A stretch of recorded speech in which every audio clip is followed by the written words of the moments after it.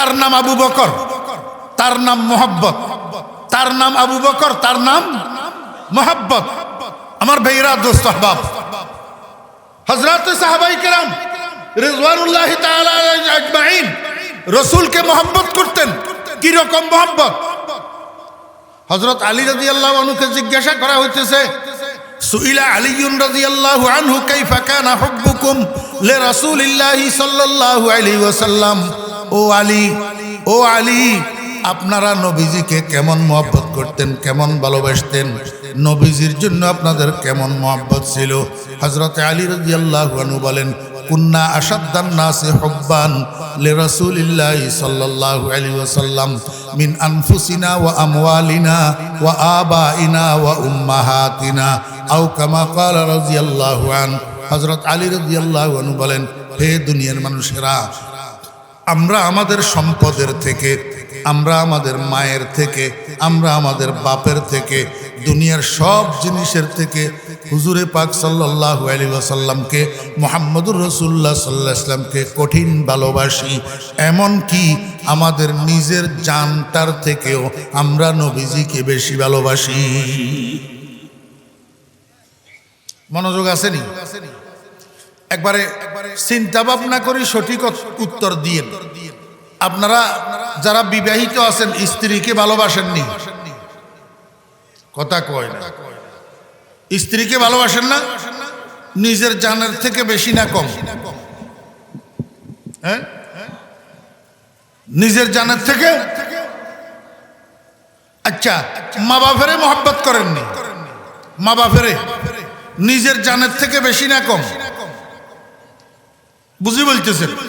আচ্ছা, যেই সন্তানেরে আপনারা কলিজার টুকরা বলেন, নয়নের মণি বলেন, এমন ছেলে মেয়েকে আব্বারা মহব্বত করেন কিনা?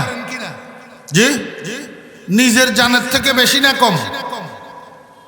কি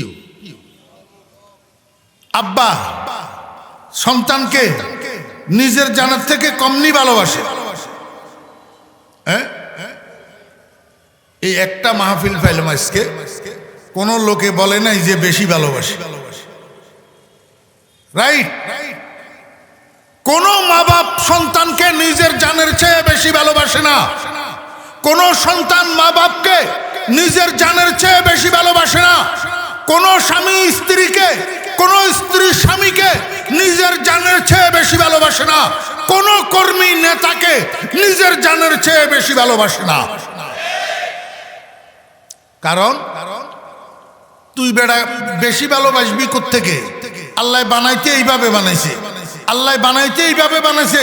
মানুষ পৃথিবীতে সবচেয়ে বেশি ভালোবাসে নিজের জানটাকে, নিজের জানের চেয়ে বেশি অন্য কিছুকে ভালোবাসে না। এটাই স্বতঃসিদ্ধ, এটাই কনফার্ম। আমার ভাইয়েরা দুস্তাবাব, যদি পৃথিবীতে কেউ অন্যকে নিজের জানের চেয়ে বেশি ভালোবাসে এমন দৃষ্টান্ত যদি থেকে থাকে, একমাত্র দৃষ্টান্ত আছে মুহাম্মদুর রাসূলুল্লাহ সাল্লাল্লাহু আলাইহি ওয়াসাল্লামের। সাহাবীরা নবীজিকে নিজের জানের চেয়ে বেশি ভালোবাসতে। যেই কথাটা হযরত আলী রাদিয়াল্লাহু আনহু বলছেন, কুন্না আশাদ্দান নাসি হুব্বান লিরাসূলিল্লাহি সাল্লাল্লাহু আলাইহি ওয়াসাল্লাম মিন আনফুসিনা, আমরা নবীজিকে আমাদের নিজের জানের চেয়েও বেশি ভালোবাসি। আমার ভাইরা দুস্তাবাব, বৃহস্পতিবার বিকেল বেলায় রাসূল আকরাম সাল্লাল্লাহু আলাইহি ওয়াসাল্লাম তিনজন সাহাবীকে ডাকছেন। তিনজন সাহাবীকে, একজনের নাম যায়েদ ইবনে হারেসা, একজনের নাম জাফর ইবনে আবি তালেব, একজনের নাম আব্দুল্লাহ ইবনে রাওয়াহা। এই তিনজন সাহাবীকে ডাকিয়া কয়, আমার সাহাবীগণ, মওতার ময়দানে ইসলামী সৈন্যদল আর কাফেরের সৈন্যদল মুখোমুখি অবস্থান করতেছে যুদ্ধের অপেক্ষায়, কিন্তু ইসলামী সৈন্য দলের সেনাপতিরা এখনো সেখানে পৌঁছায় নাই। তোমরা তিনজন আগামী দিন শুক্রবার জুমার দিন ফজরের নামাজের পরে রওনা হইবা। রওনা হইয়া মওতার ময়দানে যাইয়া পৌঁছাইবা, যুদ্ধ শুরু করবা। তোমাদের মধ্যে সর্বপ্রথম ইসলামী সৈন্য দলের সেনাপতি হবে যায়েদ ইবনে হারেসা। যায়েদ ইবনে হারেসা শহীদ হইয়া গেলে সেনাপতি হবে জাফর ইবনে আবি তালেব। জাফর ইবনে আবি তালেব শহীদ হইয়া গেলে সেনাপতি হবে আব্দুল্লাহ ইবনে রাওয়াহা। আব্দুল্লাহ ইবনে রাওয়াহা শহীদ হইয়া গেলে মুসলিম সৈন্যরা পরামর্শ করি একজন চতুর্থ ব্যক্তিকে সেনাপতি নিযুক্ত করবে। আর মনে রাখবা, এই চতুর্থ সেনাপতির হাতে ইসলামী সৈন্য দলের মওতার ময়দানে বিজয় হবে। আল্লাহর হাবিব জনাব রাসূলুল্লাহ সাল্লাল্লাহু আলাইহি ওয়াসাল্লাম এই কথাটুকু বলি চলে গেছে। সাহাবায়ে কেরাম তিনজন নির্বাক সেখানে দাঁড়ানো, কেউ কোনো কথা কয় না। সর্বপ্রথম কথা বলে উঠলেন হযরতে আব্দুল্লাহ ইবনে রাওয়াহা। আব্দুল্লাহ ইবনে রাওয়াহা সাথী দুইজনের জিজ্ঞাসা করে, ভাইয়েরা কি বুঝলেন নবীজির কথায়? বাকি সাথীরা দুইজনে কয়, আপনি কি বুঝলেন?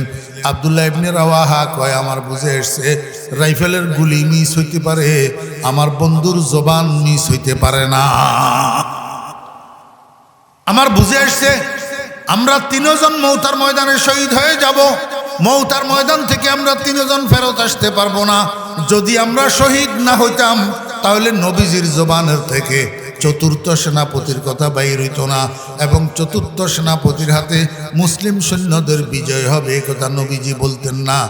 নবীজি যখন বলছেন মওতার ময়দানে আমরা শহীদ হয়ে যাব, আর তো ফিরে আসতে পারবো না, মদিনার মসজিদে নববীতে আল্লাহর হাবিবের পিছনে আর তো জীবনে জুমার নামাজ পড়তে পারবো না, মনকে বুঝাইতে পারি না।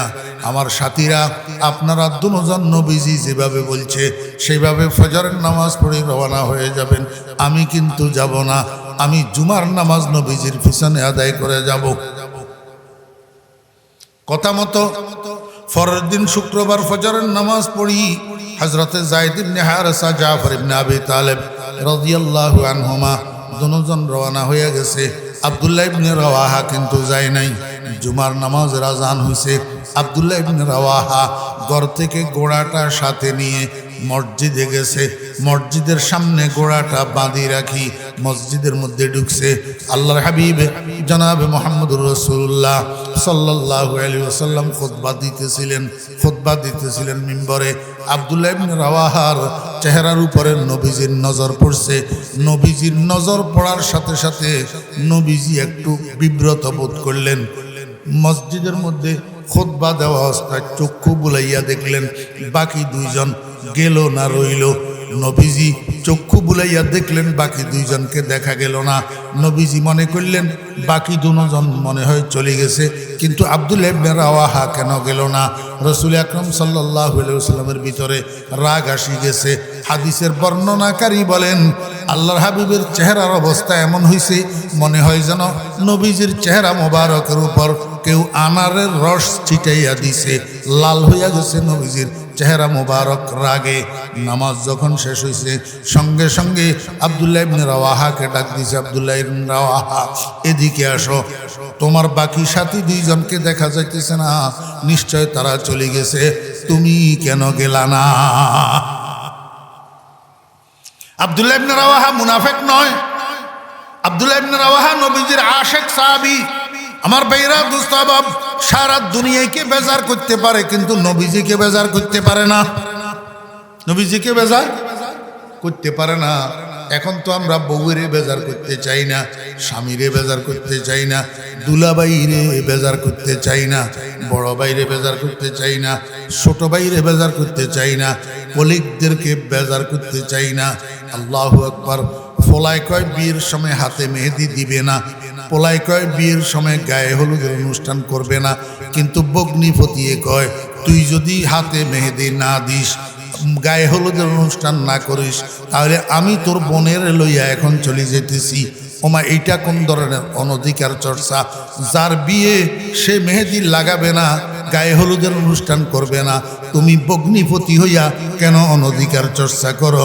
শালার বিয়েতে তুমি শালারে কেন চাপাচাপি করো গায়ে হলুদের অনুষ্ঠান করার জন্য, মেহেদি লাগানোর জন্য? আমি তো অবিবাহিত শালা যারা আছো তোমাদেরকে বলবো, বনকে দুনিয়া বনকে দুনিয়া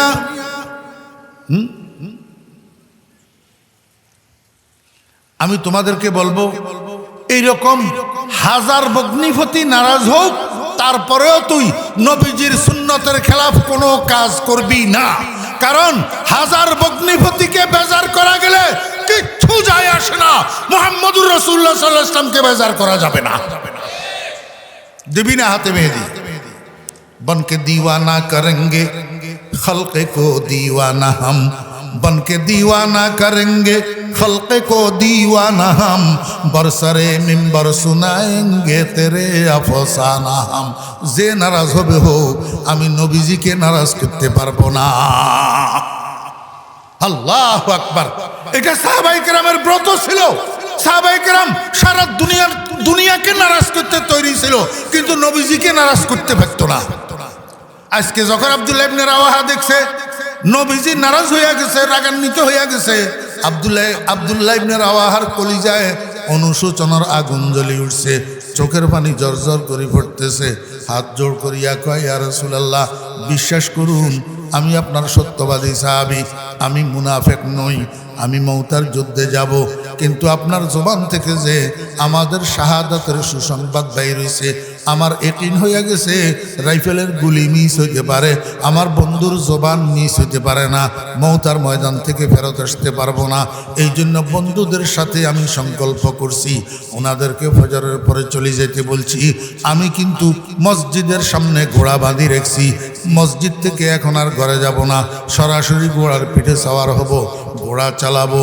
এত দ্রুত গতিতে আমার সাথীরা সকালে রওনা হইয়া রাস্তায় যেখানে যাইয়া পৌঁছাবে, আমি জুমার নামাজ পড়ি রওনা হইয়া রাস্তায় সেখানে যাইয়া তাদেরকে ধরব।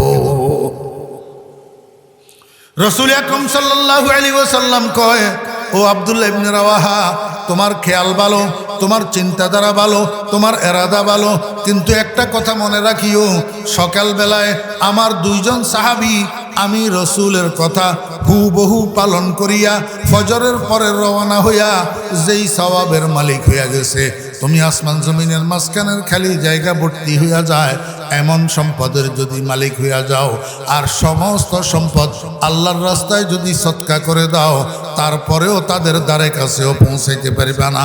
হযরতে আব্দুল্লাহ ইবনে রাওয়াহা রাদিয়াল্লাহু আনহু মনে মনে কয়, হাই কি করলাম, বালুর জন্য করলাম ক্ষতি হইল। দৌড়াইয়া মসজিদ থেকে বাইর হইছে, ঘোড়ার পিঠে সাওয়ার হইছে। আমার ভাইরা একটু মনোযোগ সহকারে শুনেন, আব্দুল্লাহ ইবনে রাওয়াহা ঘোড়ার পিঠে উঠে বসছে, এখন ঘোড়ার সামনের দিকে ছাড়বে। ঠিক এই সময় আব্দুল্লাহ ইবনে রাওয়াহার ঘোড়ার পিছনে দাঁড়ানো ছিল ওনার স্ত্রী এবং ওনার 7 বৎসরের সন্তান। 7 বৎসরের ছেলেটা আমার বেরা দোস্ত বাপ পিছনের দিকে ডাক দিয়া কয়, আব্বু তুমি কত বড় নিঠুর, আম্মুর কাছে শুনছি তুমি নাকি জীবনের জন্য আমাদেরকে সারি চলে যেতেছ, মৌতার ময়দানে তুমি মরে যাইবা, আর কোনোদিন আমাদের কাছে আসবা না, আমাদের থেকে একটু বিদায়ও তো নিলা না, আমার মাথায় একটু হাত বুলাইয়া দিলা না, আমার মুখে একটু চুমাও তো দিলা না, এমনকি আমাদের দিকে একটু তাকাইয়াও তো দেখলা না, তুমি তো সামনের দিকে তাকাইয়া চলে যেতেছ, এটা কেমন নিষ্ঠুরতার কথা। বিবিও ডাকিয়া একই কথা কয়, ছেলেও ডাকিয়া একই কথা কয়। খোদার কসম, আব্দুল্লাহ ইবনে রাওয়াহা রাদিয়াল্লাহু আনহু তখনও পিছনের দিকে তাকায় নাই, সামনের দিকে তাকাইয়া কয়, আমার বিবি বাচ্চারা তোমরা ঘরে ফিরে যাও, আমি এখন তোমাদের দিকে আর তাকাবো না, কারণ সারা দুনিয়ার সব কিছুকে বেজার করা যাবে, তোমাদের মতো হাজার বিবি বাচ্চা ত্যাগ করা যাবে, মুহাম্মদুর রাসূলুল্লাহ সাল্লাল্লাহু আলাইহি ওয়াসাল্লামের হুকুম অমান্য করা যাবে না।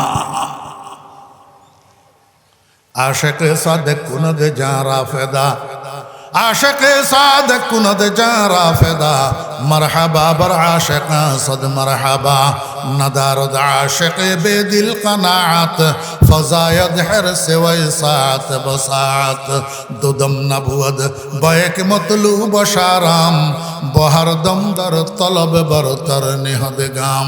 আমি আপনাদেরকে এই কেন শুনিলাম, আমাকে একটু বুকে হাত দিয়া বলেন না, যদি এই 3 জন সাহাবীর জায়গায় আমি ফরিদুদ্দিন হইতাম, আমাকে যদি অগ্রিম বলি দেওয়া হইতো তুমি মৌতার ময়দানে মরে যাইবা আর ফিরে আসতে পারিবা না, তাহলে আমি ফরিদুদ্দিন যাইতাম নি মৌতার ময়দানে?